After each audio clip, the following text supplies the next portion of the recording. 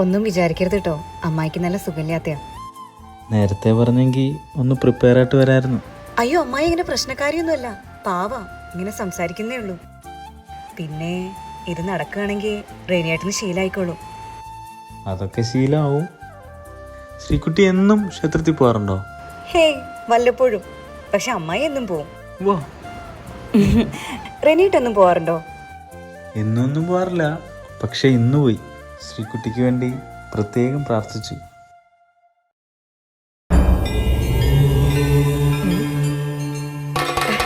ഇതെന്താ ഇങ്ങനെ? പ്രത്യേക പ്രസാദമാണ്. ഞാൻ തൊട്ടുതരട്ടെ? ഭസ്മം തൊട്ട് കഴിഞ്ഞാൽ പിന്നെ ഈ ഭൂമിയിൽ ഒരു ശക്തിക്ക് നിങ്ങളെ തമ്മിൽ പിരിക്കാനാവില്ല.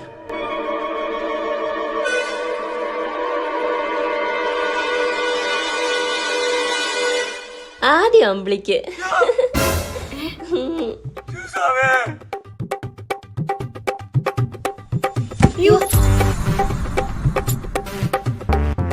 ചേട്ടാ ഒന്ന് ചിരിയേട്ടാ. അങ്ങനെ അല്ലേട്ടാ, കുറച്ചുകൂടി ഓപ്പൺ ആയിട്ട് ചിരിക്ക്. ആ ചേച്ചി ചിരിക്കണണ്ടാ, ചേച്ചിയും ചിരിച്ചേ. ഇവിടെ നോക്കിയേ, അനങ്ങല്ലേ. അമ്മായിക്കൊരു ജീവിതമായല്ലോ, എനിക്ക് സന്തോഷായി.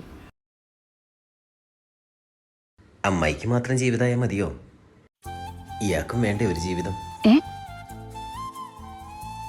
പ്രത്യേകം പൂജിച്ച ഭസ്മ. ഞാൻ തൊട്ട് തരട്ടെ? ശിവസ്വാമി. ദേ അവര് വിളിക്കുന്നു, നമുക്കാദ്യം ഫോട്ടോ എടുത്തിട്ട് വരാം. മാമാതാ വരുന്നു. മാമനാ? അമ്മായി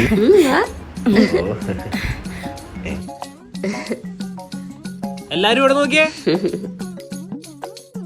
ആ അനങ്ങല്ലേ. Okay, ready.